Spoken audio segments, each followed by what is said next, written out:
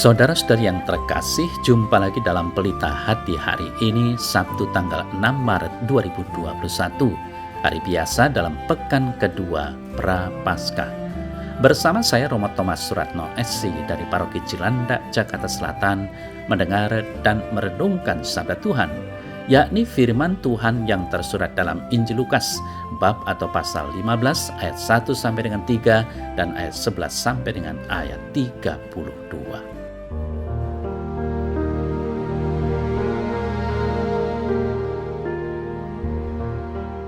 Para pemungut cukai dan orang-orang berdosa biasanya datang kepada Yesus untuk mendengarkan Dia.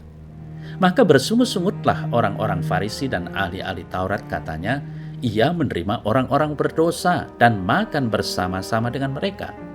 Lalu Ia mengatakan perumpamaan ini kepada mereka.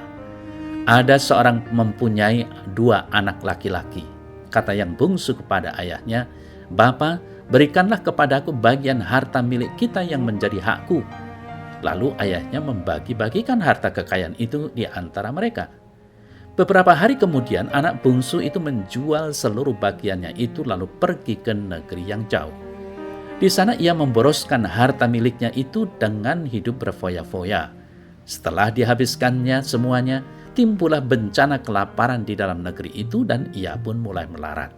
Lalu ia pergi dan bekerja pada seorang majikan di negeri itu. Lalu ia ingin mengisi perutnya dengan ampas yang menjadi makanan babi itu. Tetapi tidak seorang pun yang memberikannya kepadanya. Lalu ia menyadari keadaannya, katanya, "Betapa banyaknya orang upahan Bapakku yang berlimpah-limpah makanannya. Tetapi aku di sini mati kelaparan. Aku akan bangkit dan pergi kepada Bapakku dan berkata kepadanya, Bapa, aku telah berdosa terhadap sorga dan terhadap Bapa. Aku tidak layak lagi disebutkan anak Bapa. Jadikanlah aku sebagai salah seorang upahan Bapa." Maka bangkitlah ia dan pergi kepada bapaknya.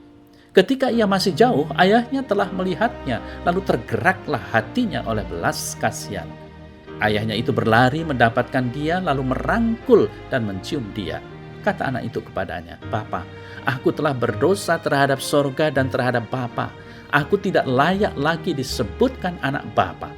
Tetapi ayah itu berkata kepada hamba-hambanya, "Lekaslah bawa kemari jubah yang terbaik, pakaikanlah itu kepadanya dan kenakanlah cincin pada jarinya dan sepatu pada kakinya. Dan ambillah anak lembu tambun itu, sembelihlah dia dan marilah kita makan dan bersuka cita. Sebab anakku ini telah mati dan menjadi hidup kembali, ia telah hilang dan didapat kembali." Maka mulailah mereka bersukaria. Tetapi anaknya yang sulung berada di ladang, dan ketika ia pulang dan dekat ke rumah, ia mendengar bunyi seruling dan nyanyian tari-tarian. Lalu ia memanggil salah seorang hamba dan bertanya kepadanya apa arti semuanya itu. Jawab hamba itu, "Adikmu telah kembali dan ayahmu telah menyembelih anak lembu tambun karena ia mendapatnya kembali dengan sehat." Maka marahlah anak sulung itu dan ia tidak mau masuk. Lalu ayahnya keluar dan berbicara dengan dia, tetapi ia menjawab ayahnya, katanya, "Telah bertahun-tahun aku melayani Bapa dan belum pernah aku melanggar perintah Bapa. Tetapi kepadaku belum pernah Bapa memberikan seekor anak kambing untuk bersuka cita dengan sahabat-sahabatku. Tetapi baru saja datang anak Bapa yang telah memboroskan harta kekayaan Bapa bersama-sama dengan pelacur-pelacur, maka Bapa menyembelih anak lembu tambun itu untuk dia." Kata ayahnya kepadanya, "Anakku, engkau selalu bersama-sama dengan aku, dan segala kepunyaanku adalah kepunyaanmu. Kita patut bersuka cita dan bergembira, karena adikmu telah mati dan menjadi hidup kembali. Ia telah hilang dan didapat kembali."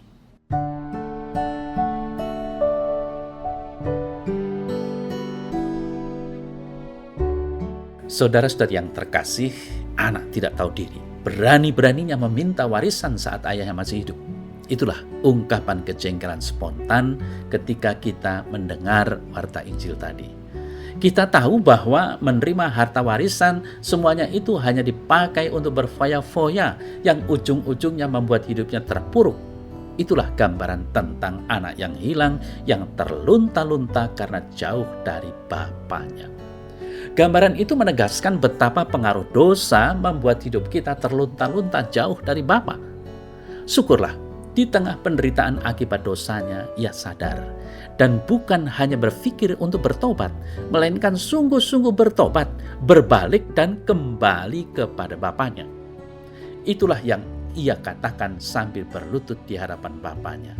Bapa, aku telah berdosa terhadap sorga dan terhadap Bapa. Aku tidak layak lagi disebut anak Bapa. Jadikanlah aku sebagai upahan Bapa. Saudara yang terkasih, seperti yang tadi kita dengar bersama dalam warta Injil hari ini, aku akan bangkit dan pergi kepada Bapakku. Hal itu merupakan awal kebangkitan dan hidup baru dari si anak bungsu yang malang itu. Dia telah melakukan segala sesuatu sesuai dengan haknya, namun pengalaman hidupnya berjalan tragis. Kebebasannya tidak menjadikan hidupnya bersahaja dan pantas dibanggakan. Satu-satunya jalan yang bisa menyelamatkan dia dari kebinasaan ialah kembali ke kehidupan bersama Bapaknya. Saudara saya terkasih, manusia diciptakan karena cinta Tuhan. Tuhan mencintai. Manusia bermandikan rahmat. Namun dalam kenyataan, manusia merasa bahwa dirinya bisa mengatur hidupnya sendiri tanpa campur tangan Tuhan atau kemurahan rahmat Allah.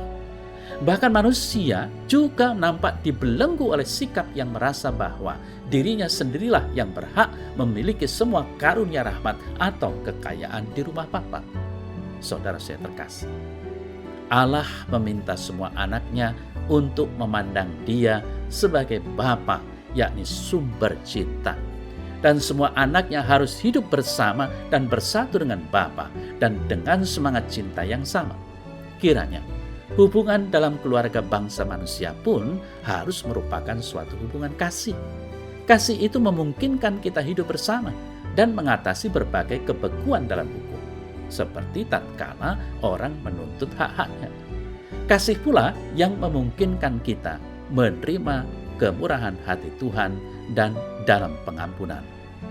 Kita pun, saudara saya terkasih, kadang bersikap seperti anak yang hilang itu, menjauh dari Allah dan hidup jauh dari jalan-jalan Allah. Warta Injil hari ini mengingatkan kita untuk senantiasa mau kembali kepada Bapa yang siap menerima kita, kapanpun kita datang kepadanya, dan tetap menjadi anak-anaknya.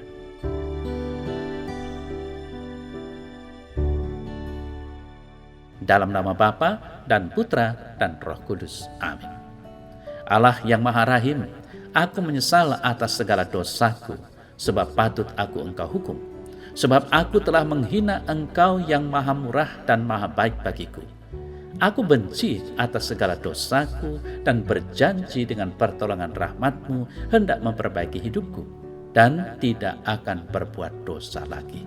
Allah, ampunilah aku orang berdosa ini. Amin. Dalam nama Bapa dan Putra dan Roh Kudus. Amin.